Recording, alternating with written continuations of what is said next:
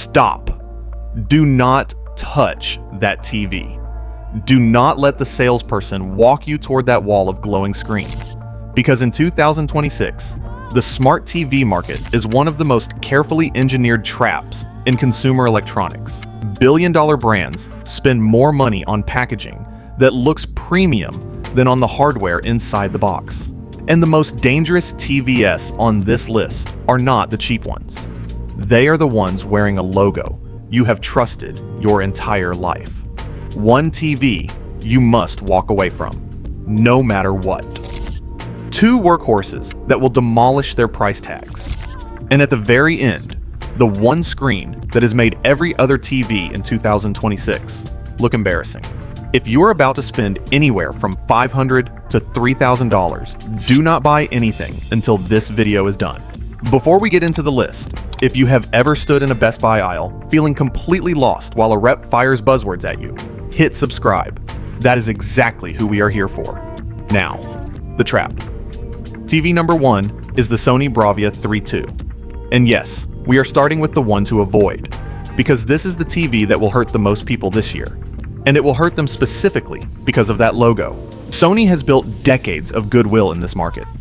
People see the name and trust it. That trust is worth a fortune to Sony's finance department, and the Bravia 3.2 is the clearest proof of that. Here is the pitch. 4 HDMI 2.1 ports, 120 Hz, Dolby Vision, Google TV. On paper, the complete gaming and streaming package at a price that feels almost reasonable for a Sony product. That pitch sells units. It is also almost entirely a distraction. Because underneath all of it, Sony made one decision that destroys the entire experience. They made it on purpose. The Bravia 3.2 has zero local dimming. None. There is one backlight behind the entire screen, and it either turns on or it does not. There is no way for this TV to keep part of the screen dark while another part is bright. Picture this. Friday night, lights off, thriller on. The opening scene is a city street at 2 in the morning. On a proper TV, the shadows are black. The neon signs cut through the dark like knives.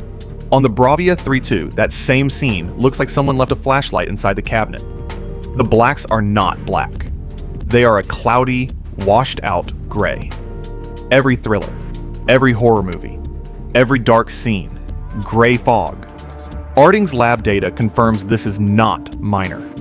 The native contrast on the Bravia 3.2 struggles to clear 1,000 to 1. Competing TVs in the same price range hit 15,000 to 1, or even 20,000 to 1.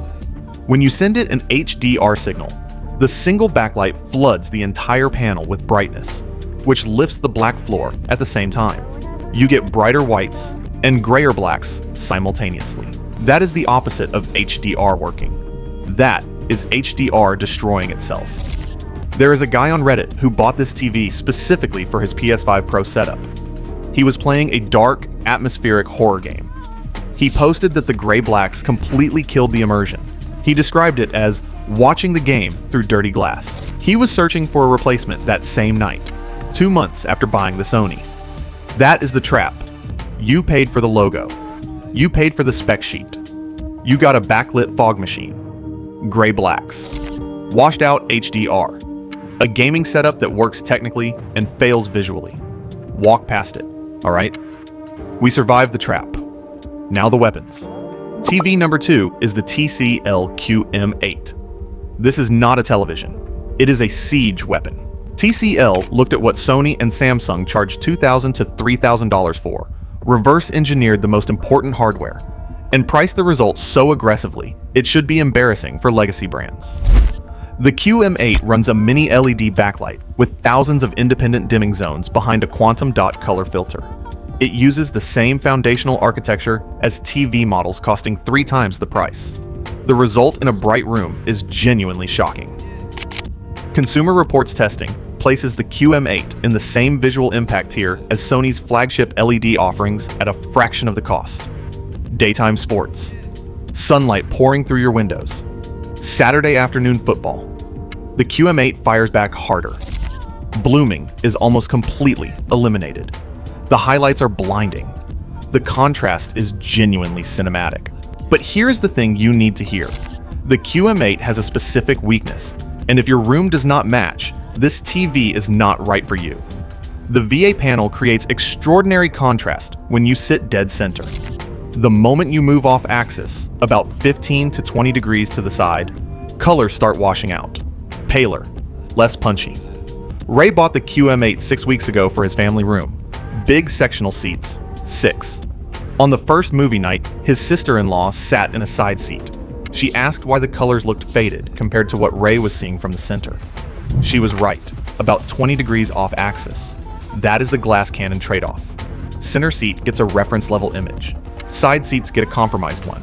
If your couch faces the TV directly, and your main position is center, the QM8 is one of the smartest TV buys in 2026. Wide seating arrangements with viewers at different angles call for a different TV. Keep reading. TV number 3 is the Hisense U8. Hisense engineers looked at the Hollywood rulebook for picture accuracy and decided they did not need it. The U8 runs Mini LED Pro and claims 5,000 nits of peak brightness. 5,000. A standard TV hits maybe 400 nits. This is a light cannon with no restrictions on its trigger. Here is what Hisense did. The TV deliberately deviates from the calibration standard Hollywood uses when mastering films. That standard says a specific shade should appear at a specific brightness. Hisense pushes the entire mid-range of the image brighter than commanded. The result is that everything looks more alive. Sports, animated movies, and video games all look like they are lit from the inside out. Rtings gave the U8 a very low HDR accuracy score. That is the technical verdict. Here's the practical one. Unless you have a professional reference monitor sitting next to your couch for direct comparison, you will probably love what you see. A forum member on Rtings noted that the deviation is something most viewers will simply never notice without a trained eye and a side-by-side comparison. The average person watching Sunday football has a sofa and a bag of chips, not a calibration rig. And on that sofa, the U8 looks spectacular. The U8 also solves the one thing the QM8 cannot. Off-axis performance is meaningfully better. If your family fills a wide couch and the side seats matter, the U8 is the right hire for that room. 2 mercenaries, same price range. The QM8 wins in a bright room from a fixed center position. The U8 wins for wide seating and maximum visual punch. Pick the one that matches your actual living room. And now, the one that ends the conversation entirely. The LG G6 OLED is not an incremental upgrade. It is an architectural overhaul targeting the one argument people use to make against OLED, the brightness argument. Old OLED panels had perfect blacks but lower brightness ceilings. The G6 took that argument, folded it in half, and threw it away. Now forget the spec sheet, forget the nanometer chips, the acronyms, and the meaningless processing numbers on the box. Stop chasing specs. Here's what actually happens when you turn this TV on. Watching a movie like Dune or Blade Runner on the G6 is not just viewing. It is a religious experience.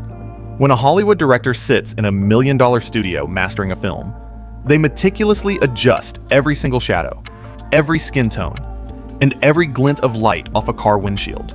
The LG G6 takes that exact director's vision, bypasses all the commercial garbage, and projects it directly into your living room. What the director saw in that studio is exactly what you see on your couch. My friend Nicole is a professional colorist. She looks at reference screens for a living. She sat in my living room, watched 10 minutes of dark footage on this panel, and just shook her head. She could not believe it. The absolute infinite black of deep space right next to an explosion so bright it literally makes you squint. Zero blooming, zero gray fog, just a flawless, cinematic punch. That is the end of the trade-off. If you have been researching for months and you want the anxiety to be over, the G6 is the answer. You buy this, you hang it up, and you stop worrying. You don't just watch movies anymore. You feel them. There is no next step above this. This is the step. Hit subscribe if this just saved you from an expensive mistake. And if you think buying the right TV means the hard part is over, it does not. Right now, in the OLED market, there is something happening quietly that nobody is talking about loudly enough. People are spending $1,500 on OLED TVS and watching them develop permanent image problems inside 18 months. Specific models, specific panels. If you walk into a store without knowing which ones, you are gambling with your money on a screen you plan to own for years. We are covering exactly that in the next video. Stay close.